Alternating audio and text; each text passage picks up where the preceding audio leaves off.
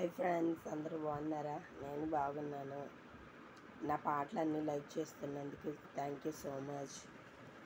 నేను ఇప్పటికీ 82 పాటలు పాడి అప్లోడ్ చేశానండి. అన్నీ లైక్ చేశారు, షేర్ చేశారు, సబ్స్క్రైబ్ చేశారు. అయితే నేను ఒక నా నా యూట్యూబ్ ఛానల్ చూస్తున్న ప్రతి ఒక్కరికి, చూడలేని వారికి కూడా ఒక రిక్వెస్ట్ చేస్తున్నాను. నేను ఒక హౌస్ వైఫ్ అనమాట. అంటే ఇప్పుడు నా సాంగ్స్ మ్యూజిక్తో కంపోజ్ చేస్తే ఎలా ఉంటుందో వినాలని ఉంది. బ్రదర్స్ ఎవరైనా ఈ సాంగ్స్లో మీకు ఏవైనా నచ్చినవి ఉంటే వాటిని మ్యూజిక్తో కంపోజ్ చేసి ఒకసారి నాకు వినిపించగలరా ప్లీజ్? ఇది నా రిక్వెస్ట్.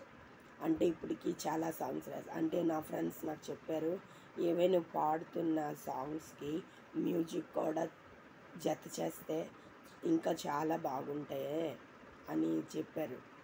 అయితే ఒక్కసారి ఈ ఈ వీడియో కూడా పెట్టి చూడు.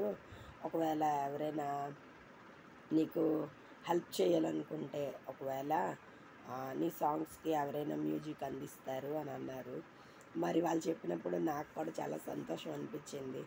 అంటే ఇప్పుడు నా మట్టుకి నేనే పాడుకొని వెళ్ళిపోకుండా, రాసుకొని వెళ్ళిపోకుండా ఒక ఒక మ్యూజిక్ కూడా ఇస్తే, కొంతమందికి సాంగ్ మ్యూజిక్తో ఉంటే ఇష్టం, కొంతమందికి సైలెంట్గా ఉండడం అంటే ఇష్టం.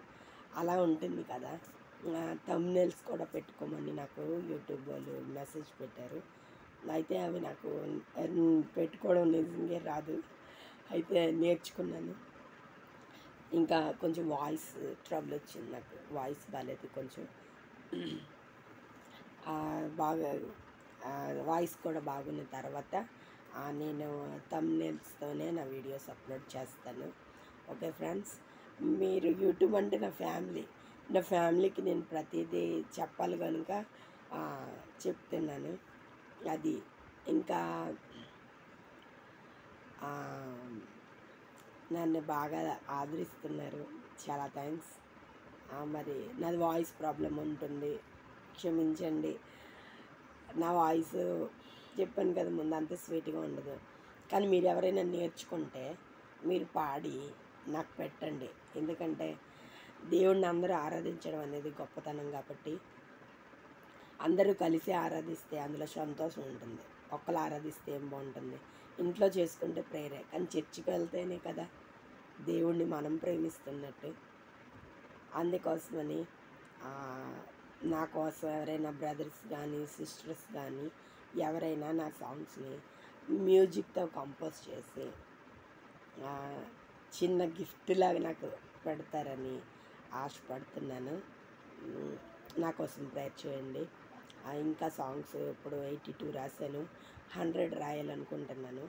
100 కూడా అంత తేలిగ్గా రాస్తే వచ్చేసేవి కాదు. నేను మార్నింగ్ 3 o'clockకి పడుకొని లేచి, ఎర్లీ మార్నింగ్ లేచి ప్రేయర్ చేస్తే కానీ నాకు ఒక సాంగ్ రాయడం అనేది అస్సలు జరగదన్నమాట. నేను మామూలు క్యాజువల్గా ఉండి ఏదో వర్క్స్ చేసుకొని రాసేద్దామంటే నేను అస్సలు అలానే రాయలేను.